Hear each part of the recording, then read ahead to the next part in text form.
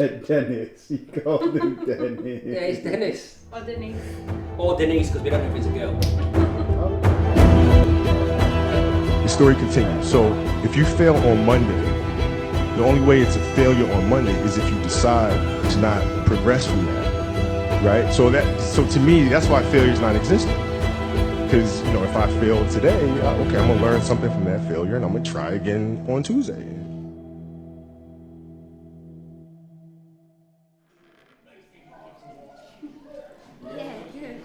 And people always want to know how it all starts. How do you even get a dog to do the end result? But there's a whole process behind it. It never starts you don't see dogs like Cairo overnight. There's a whole cycle at the very beginning to the very end. And we call it the foundations, and the foundations are key to anything. Even when you're building, the foundations are the most important part of how strong the building as such will be later on in life. The same with the dogs. The obedience that we did is just lawing. It's just teaching the dog positions, manipulation of dogs, manipulating them into positions where you want them to be, with association of word until repetition and repetition kicks in until the dog starts to understand. The bite work development session is just confidence building. Them dogs, just because we're doing what we're doing in the training session, doesn't mean they're biting people. We're just bringing out the natural prey or defense instinct in the dog to bite and then develop them whilst they're biting. Now that's not people, that's just cushions and tongues and leather rags and so on. And that develops to a dog like Cairo or a dog like Franco or any of the trained dogs later on in life. There's a whole process behind it. Yeah, it was good. Really, really happy. I mean, they're very young dogs. They're third session ever in protection, bite work development, so you have to put quite a lot of work in, build them up as dogs, make them confident, start developing the grips, getting used to noise. It's good to do group sessions because you're building up kind of artificial drive, you could call it, where there's dogs with not so much drive. You bring them on to understand what the game is as such. And yeah, it was great. The grips are great on them Corsos. I'm so happy. The Bodie, 4 or 5 month old little Rottweiler, fantastic. And that was the Dobie's first ever session. She's 4 months, so shows good character, shows drive, shows willingness. Really happy. I mean, I'm not going to complain there. I think they're going to progress massively and quick. Cairo's a different type of dog. He's never had prey instinct. The dog's always been a defensive dog. That dog works because he's in defence. He works because he means it. There's no game in it. He doesn't have a chase instinct. The dog isn't interested in ball. He's not interested in the sleeve. He's not interested in equipment. It's just there. He's been trained through equipment. The dog's natural choice is to spit it out and focus on the man. And that's, yeah, it's through training, but it's also genetics. That dog's strong. Deep down, he's strong. And deep down, he means business. He doesn't see it as a game and never has seen it as a game. You can't make mistakes with that dog.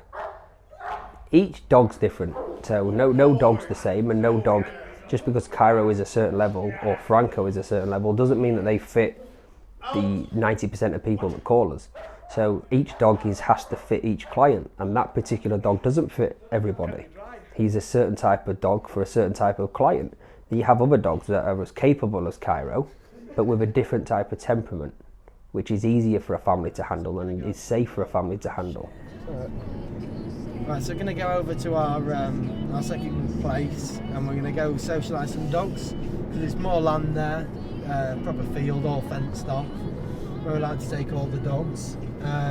It's just a nice environment for them to be in. Look, some dogs aren't social with other dogs. We do our best, as you can see, like in the video, we're trying to socialise them as much as possible. You do that very early on. You don't socialise mature adults at that age. You've missed that socialisation. They're either good or not good with dogs. Cairo's great with girls. I would never let him run around with other males.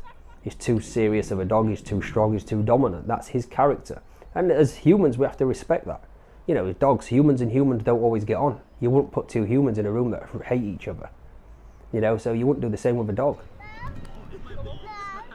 Look, in order to do dogs, you have to accept there's a huge sacrifice, and if there isn't a sacrifice, you're not doing it correctly. And I say that because I know the level it takes to look after these dogs correctly. Feeding, looking after, letting them out, having the exercise. We don't just put dogs in kennels. That for me, that's never why I got into this. So seeing dogs be out and free and enjoy themselves is a huge part of what I do. So yeah, there's a huge sacrifice in the home, in the home environment because of that. Anna, Ariel, do you wish you would could spend more time with your dad? Yeah. Yeah. Yeah. You like working with me though, don't you? Yeah. You like it when Daddy comes home from work early on a weekend, don't you? Yeah. And what do you do when Daddy comes home early? Do a cuddle. What do you ask Daddy to do? Do a dog walk. You like going outside, don't you, and playing with the doggies? And the family side of things, it takes a huge hit. Sad, I come home, sometimes I've got to do all my dogs when I get home. By the time, before I know it, I come in the house, it's 8, 9, 10 o'clock. The kids aren't there, they're in bed. I've missed them 3, 4, 5 nights on the bounce. It can cause conflict, but Beth's very, she understands, she knows the commitment, she knows what I'm doing, she knows the bigger picture. And I'm trying to make more effort and time, on a weekend I'm trying to do quite a lot more. But it does fall, when I'm away, it's hard, because I go away for a week sometime, not on holiday, but to do handovers and stuff, so you're away from the house. Again, you're away from the family. Has to shine outside here. Yeah. So if we start, maybe we'll come round the corner with him, pop out ever so slowly, Seb will fire him off. Let's see if he reacts to the word instantly. If he does, good, then great, come at him. We'll reward him with a sleeve until the next point where we start getting the coverts, the bite suit and everything else, but let's set him up to succeed today. Scenario training is the most important part of the business for the end result. Now, everything we've done up until that stage is the foundations which are critical to make this part work. So everything that we've built up, the bite work development, the tugging, the rag at the beginning with the leather, then the cushion, then the soft sleeve, then the hard sleeve, then the covert, then the bite suit, all them things are to get to a point, and a point being that the dog will look after its family in a situation. And for me, that's the most, it's quite nerve-wracking, it's intense, and more than anything you want it to succeed, because at that point there is what matters. Good boy. Good man. Hey. Super boy. Good. Good boy, Frank. Good boy. You see, that was better? Yeah. Because he sort of like was, who do I look at? Yeah. Right, which is good because it shows you that, shall I bite him, shall I bite them? The dog did react, but was looking around at all of it. So which is the actual threat? Which is actual great, because Yeah, what I sure. didn't want him is fixed on you. Yeah. You weren't doing anything suspicious. We were just stood here with the filming and everything, and he's looked at us and you. And he has actually think about He the whole thought about the whole situation. thing What's the himself. threat? Yeah. Who is He wasn't involved? Who is fixated not on you. involved? Yeah, that was great. He wasn't fixated on you because although you've given him a bite, that's great. The dog's took into account everyone that's around him and gone, right, who is the threat? But I waited obviously for him No, to it's engage good. with me to give the praise. That So was good. I think we'll leave it on that as a win on that. So everything that we've put into this now, from the very beginning all the way up until that very moment where someone comes smashing through someone's door and there's a family there and that dog's ready at the other end to do its job and latch on and do what he needs to do to protect that family. Everything we've built up is for that one moment that dog keeps that family safe.